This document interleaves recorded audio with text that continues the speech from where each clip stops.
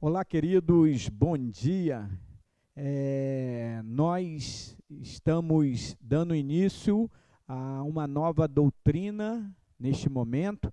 Nós já iniciamos, já estudamos a doutrina do homem, a doutrina da igreja, a doutrina da redenção, outros conhecem como doutrina da salvação. E agora, vamos dar início à doutrina da palavra de Deus. E nós temos a intenção, no decorrer desse estudo, estudando a doutrina da palavra de Deus, responder a seguinte questão: quais as diferentes formas da palavra de Deus? Isto mesmo, Quais as diferentes formas? E esse assunto me chamou a atenção, porque nós conhecemos, a forma mais usual, mais conhecida, é a palavra de Deus, a Bíblia, mas nós vamos ver no decorrer desse estudo que podemos ter outras formas. E vamos ver então uma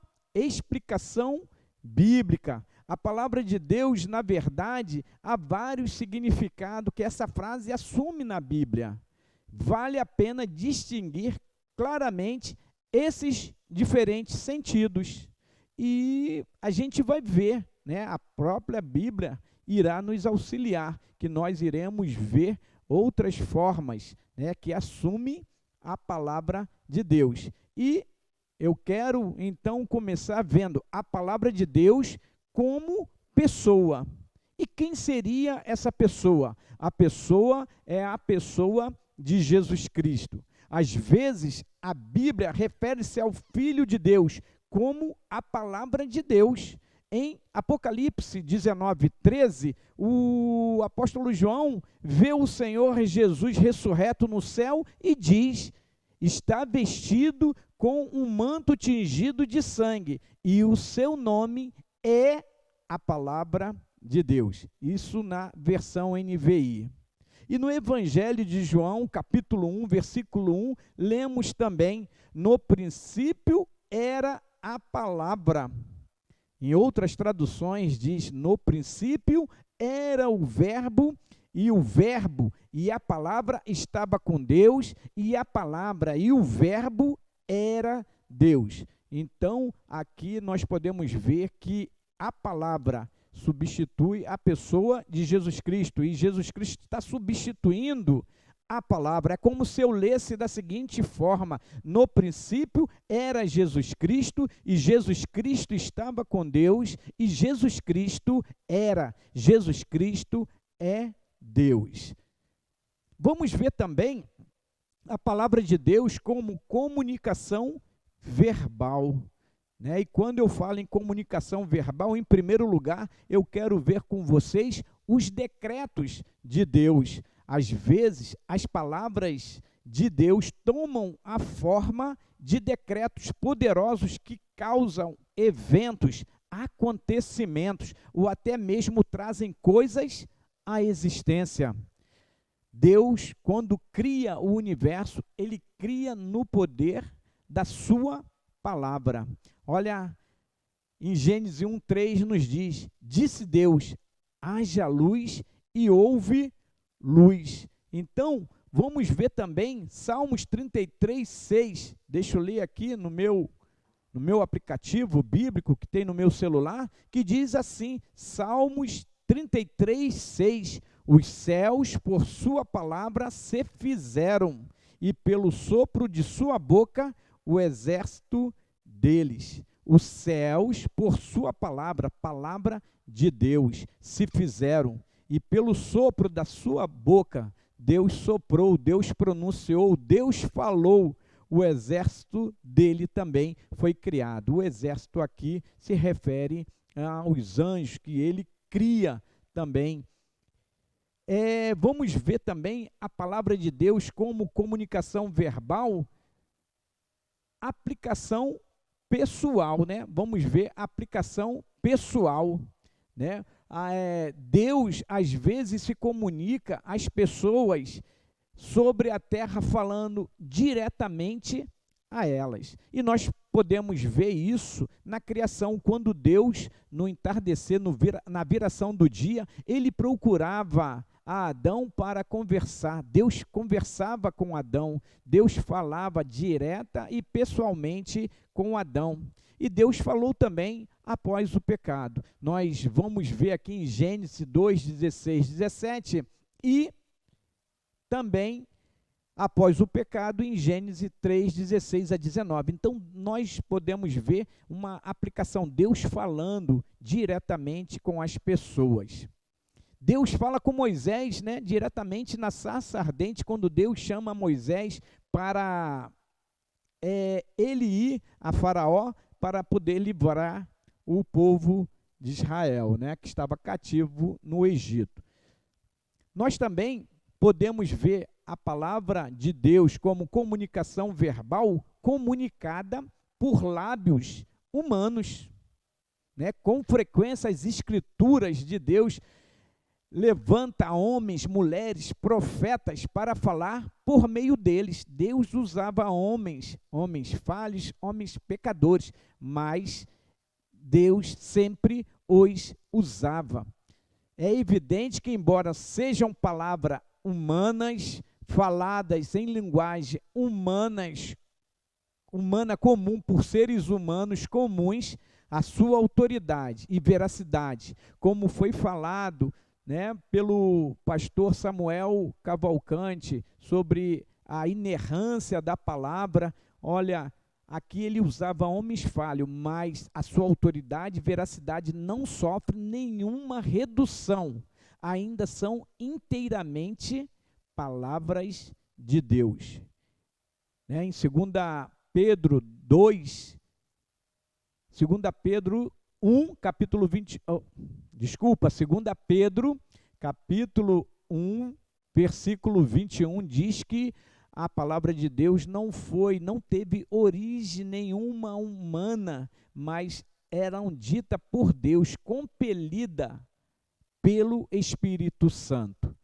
Então, nós temos que crer que Deus usava homens para poder comunicar a sua palavra. Vejamos o que diz Deus a Moisés em Deuteronômio 18, de 18 a 20. Levantarei do meio dos seus irmãos um profeta como você, porei minhas palavras na sua boca e ele lhes dirá tudo o que eu lhe ordenar. Se alguém não ouvir as minhas palavras, que o profeta falará em meu nome. Olha só, Deus levanta um profeta que vai falar, ele vai falar através desse profeta, falará o meu nome, ou mesmo lhe pedirei contas. Mas o profeta que ousar falar em meu nome alguma coisa que não lhe ordenei, ou que falar em nome de outros deuses, terá que ser morto. Então, aqui, Deus usando pessoas, e Deus aqui usa a Moisés, Deus fala com Moisés, para que ele falasse por intermédio, né, Deus o usasse para falar ao povo. Temos outros exemplos, aqui Jeremias 1,9, Jeremias 1,7, Êxodo 4,12, Números 22,38, 1 Samuel 15,3. Então, a gente vai ver vários exemplos na palavra de Deus, que Deus usa homens, como eles, como eu e como você, para falar dele, do seu amor a outras pessoas. Então, qualquer pessoa que alegasse estar falando por meio do Senhor, mas que não tivesse recebido uma mensagem da parte de Deus, era severamente punida. Vejamos também, né, como comunicação verbal, a palavra de Deus em forma escrita, na forma que nós mais conhecemos, que é a Bíblia.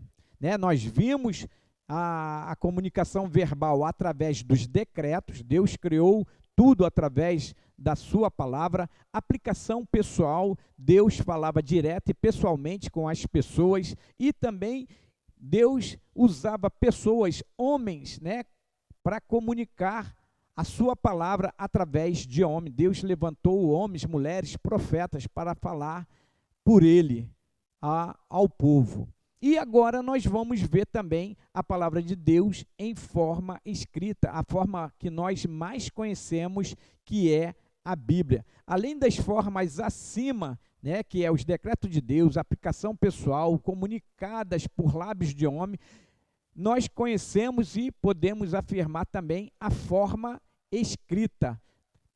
E a primeira forma escrita, nós vamos ver, vamos lembrar os 10 mandamentos, que foi o próprio Senhor que escreveu e entregou as tábuas da lei a Moisés. Em Êxodo 31:18, nos diz: e tendo acabado de falar com ele no Monte Sinai, deu a Moisés as 2 tábuas do testemunho, tábuas de pedra, escritas pelo dedo de Deus. Então, Deus foi o primeiro a escrever, né, de uma forma escrita a palavra. E depois foram sendo acrescentados. Moisés também escreveu, né? Deuteronômio 31, de 9 a 13, diz: Moisés escreveu esta lei e deu aos sacerdotes, filhos de Levi, que transportavam a arca da aliança do Senhor, e a todos os líderes de Israel. E Moisés lhe ordenou, ao final de cada 7 anos, no ano do cancelamento das dívidas, durante a festa das cabanas, quando todo Israel vier apresentar-se ao Senhor, ao seu Deus, no local que ele escolher, vocês lerão esta lei perante eles para morarem nas suas cidades, para que ouçam e possam aprender a temer o Senhor, o seu Deus, e sigam fielmente todas as palavras desta lei. Os seus filhos que não conhecem esta lei terão que ouvi-la e aprender a temer o Senhor, o seu Deus, enquanto vocês viverem na terra da qual tomarão posse quando atravessarem o Jordão. Então aqui o Senhor, ele fala para Moisés, para que a sua palavra fosse comunicada, né, a outras pessoas também. Vamos ver aqui quais são as vantagens dessa comunicação verbal escrita, né? Vantagem da palavra de Deus em forma escrita. Em primeiro lugar, vejamos, a preservação muito mais precisa das palavras de Deus para as gerações seguintes.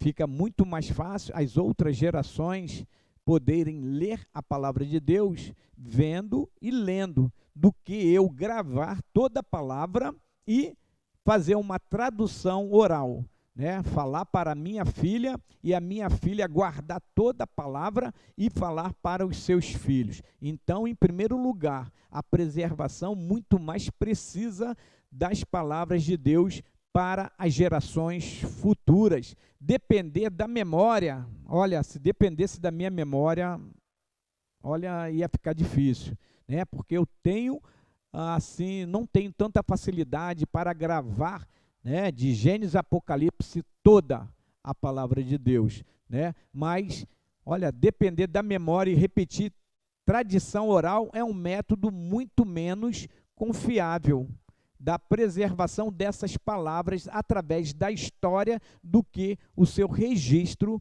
por escrito. Então, essa é a primeira vantagem. Em segundo lugar, vejamos a oportunidade para exame repetido da palavra escrita, permite estudo cuidadoso e discussão, né? Vale a pena você ler, se não entender, retornar, examinar, meditar naquela palavra. Então, por isso que a oportunidade para exame repetido das palavras escritas permite estudo cuidadoso e discussão que levam a melhor entendimento e obediência mais completa.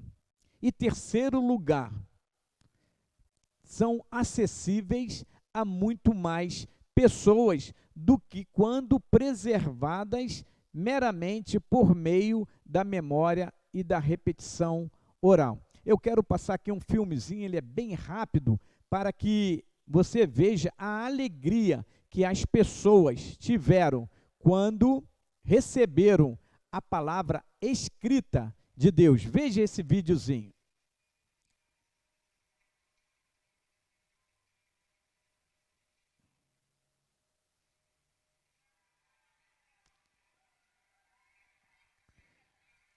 Olha que satisfação, que alegria essas pessoas tiveram quando receberam. Beijaram, pegaram, beijaram. Imagina se eu tivesse que ir para outro país para poder fazer a tradução oral, né? Ia ficar muito difícil. Agora, da forma escrita, fica muito mais fácil. E ela diz que é o dia mais feliz da vida dela, pois hoje ela teve a palavra de Deus em suas mãos.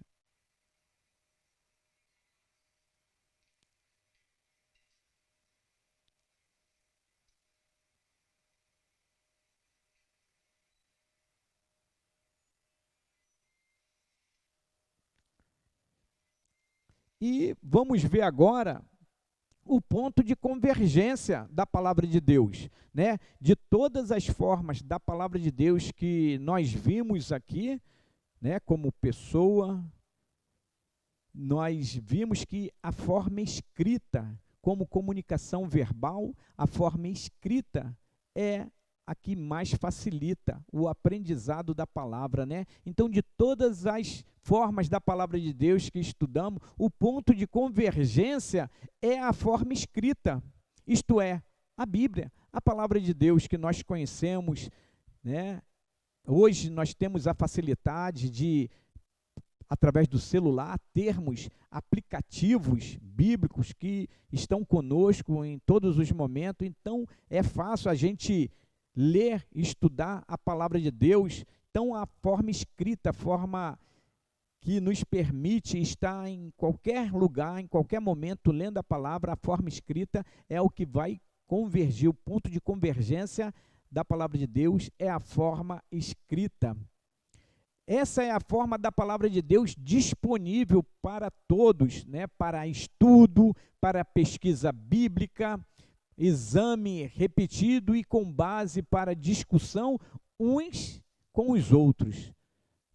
Não é para discutir, é para discussão. Você não está entendendo, perguntar a um irmão, perguntar ao seu professor do IDV, perguntar ao seu pastor, olha pastor, não estou entendendo, poderia, então, olha, eu penso dessa forma, o que o pastor acha, o que o professor do IDV acha, então é para, nesse sentido de discussão, né? Ela nos fala sobre a palavra de Deus e para ela nos conduz como uma pessoa, ou seja, a pessoa de Jesus Cristo. É mais proveitoso para nós estudarmos a palavra de Deus escrita na Bíblia, é a palavra escrita de Deus que ele nos ordena estudar.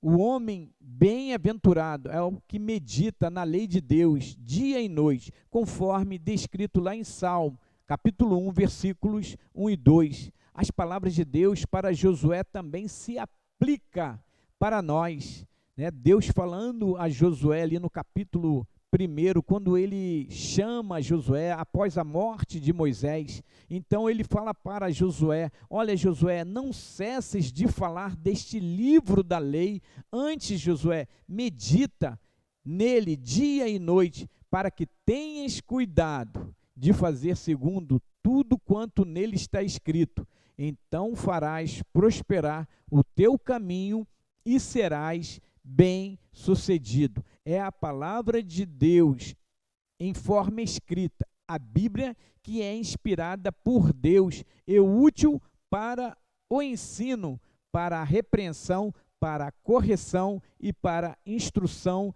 na justiça. Então agora nós vamos ver como que essa palavra ela surgiu nessa forma escrita. Logo, nós vamos falar sobre o cano das Escrituras. E para saber o que é, né, o cano, o que é isso, o cano das Escrituras, nós precisamos saber o que é o cano, né? O que fez, o que faz e o que não faz parte da Bíblia, né? Então vejamos o que é o cano. O cano é a lista de todos os livros da Bíblia.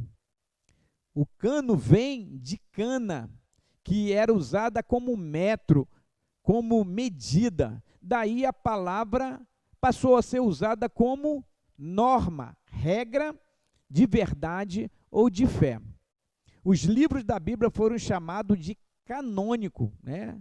Vem de cânon, canônico, a partir do século IV, porque foram reconhecidos como normativos para a fé e as vidas dos cristãos. Então, daí que surgiu o cânon, né, que significa metro, e daí ficou conhecido como norma, como regra de verdade ou de fé. Palavras que eram reconhecidas, inspiradas pelo Espírito Santo de Deus. Então vamos ver o cano do Antigo Testamento.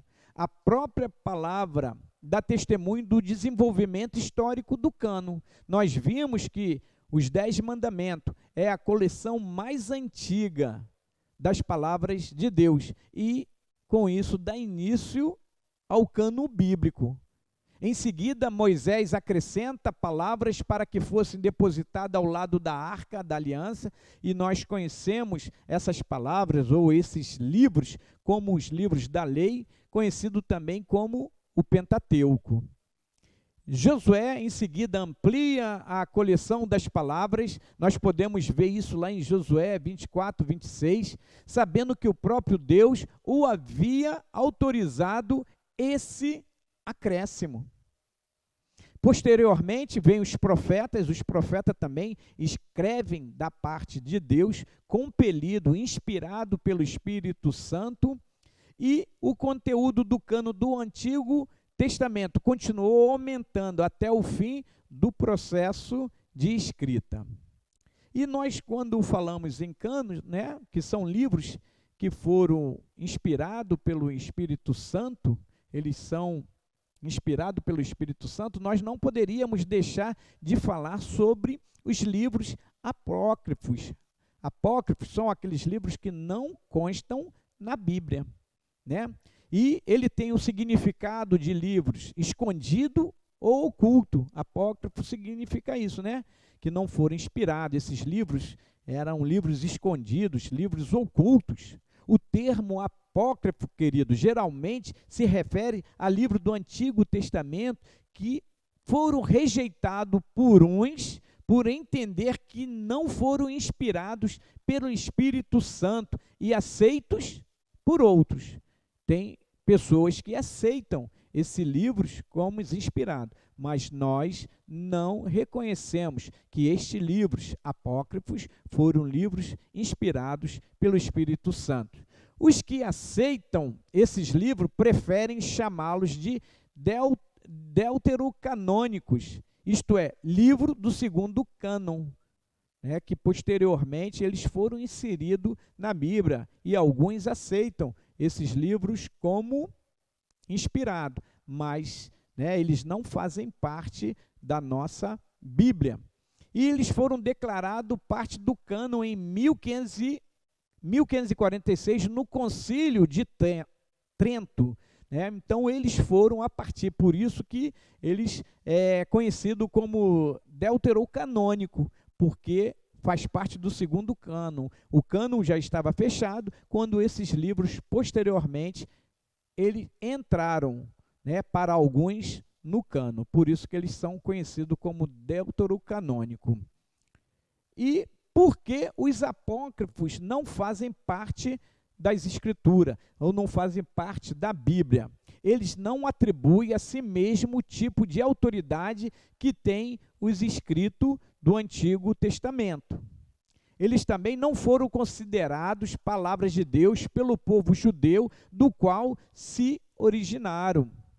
Em terceiro lugar, não foram considerados escrituras por Jesus, nem pelos escritos do Novo Testamento. Contém ensinos incoerentes com o restante da Bíblia. A Bíblia, ela é inerrante, ela não se contradiz de Gênesis a Apocalipse, mas esses livros aí vai de encontro com alguns livros da palavra de Deus. Logo, devemos concluir que eles eram meramente palavras humanas e não livros inspirados pelo Espírito Santo de Deus. Não palavras inspiradas por Deus, como as palavras das Escrituras, as palavras, os livros que já se encontravam no cânon. Tem valor sim, eles têm valor sim para pesquisa histórica e linguística e contém numerosas histórias a respeito da coragem e da fé de muitos judeus durante o período posterior ao encerramento do Antigo Testamento. Né? Aquelas páginas que estão ali em branco entre, né, o final do Antigo Testamento e o Novo Testamento, né, foram o período que muitos livros apócrifos eles foram escritos. Então, eles têm muito assim a ajudar, a esclarecer, a nos orientar, enquanto história a respeito da coragem de muitos judeus daquela época, né? Mas nunca fizeram parte do cânon e não deve ser encarado como parte da Bíblia. Vejamos agora também o cânon do Novo Testamento, né? O cânon do Novo Testamento, há um consenso entre as várias denominações cristãs. 27 livros. 27 livros. Então, quanto ao Novo Testamento, não há nenhuma divergência, né? O Antigo Testamento, existe uma pequena divergência, que são esses livros apócrifos, né? Que eles, posteriormente, eles foram inseridos no cânon. Então, vamos ver aqui os critérios para a canonicidade do Novo Testamento. Em primeiro lugar, a apostolicidade do livro. Eles receberam a capacidade do Espírito Santo para recordar de modo preciso as palavras e os atos de Jesus e interpretá-lo corretamente para as gerações posteriores. Então, os apóstolos, eles tiveram, esses livros, né, escritos pelos apóstolos, eles tiveram autenticidade, porque esses apóstolos, eles tiveram de modo preciso na sua mente e trouxeram e escreveram. Então, o primeiro critério é a apostolicidade do livro, né? E, em segundo lugar, nós também podemos ver se o conteúdo era de natureza espiritual, né? Se as palavras escritas produziam transformações nas pessoas. Nós podemos ver em 2 Coríntios 5,17, né, que fala desse poder transformador. Quando era se pregado a palavra, a pessoa recebia em seu coração e tinha sua vida transformada. E 2 Coríntios 5,17 nos diz: agora, pois, se estáis em Cristo, nova criatura é. Então, a pessoa, havia uma mudança, havia uma transformação. Romanos vai falar também nessa metanoia, nessa mudança de vida, nessa mudança de mente. As pessoas mudavam o seu comportamento, a sua vida era totalmente transformada. Então, se o conteúdo era de natureza espiritual, sim, o Espírito Santo agia na vida dessas pessoas que ouviam a palavra de Deus e transformava a sua vida. Em terceiro lugar, a universalidade do livro. Se o livro era recebido universalmente por todos na igreja. Então, quando o apóstolo Paulo escrevia as suas cartas, enviava para a igreja, já havia ali a apostolicidade, né? Apóstolo Paulo, ele já era um apóstolo, mas se havia aceitação da igreja. Então, se o livro era recebido universalmente por todos na igreja e por todas as igrejas daquela região. E, por fim, se o livro era divinamente inspirado, A palavra de Deus, lá em 2 Pedro 1, 20 e 21, vai dizer: sabendo primeiramente isto, que nenhuma profecia da Escritura é de particular interpretação humana. Não, né, de nenhuma particular interpretação humana. Por quê? A profecia nunca foi produzida por vontade de homem algum, né? Homens sim escreveram, mas vejamos aqui, mas os homens santos de Deus falaram inspirados pelo Espírito Santo. Então foram homens que escreveram a palavra de Deus. Sim, foram homens. Mas esses homens falaram por parte de Deus, compelidos, compungidos, inspirados pelo Espírito Santo de Deus. Que nós possamos nos aprofundarmos cada dia mais, cada vez mais na palavra de Deus, sabendo que a palavra de Deus, ela foi escrita por homens, mas tenha a certeza que ela foi inspirada, ela inspirou a esses homens para falar por intermédio do Espírito Santo. Então, por isso que nós vamos ouvir que a palavra de Deus, ela é inerrante, ela não contém erro. Jeremias vai falar que o nosso Deus, ele zela pela sua palavra. Então, se o nosso Deus, ele zelou, é porque não teve erro nenhum. E que nós possamos, né, que você possa continuar assistindo às outras aulas, porque nós vamos dar continuidade no estudo da doutrina da palavra de Deus. Que Deus possa te abençoar e até uma próxima aula. Fiquem na paz. Tchau.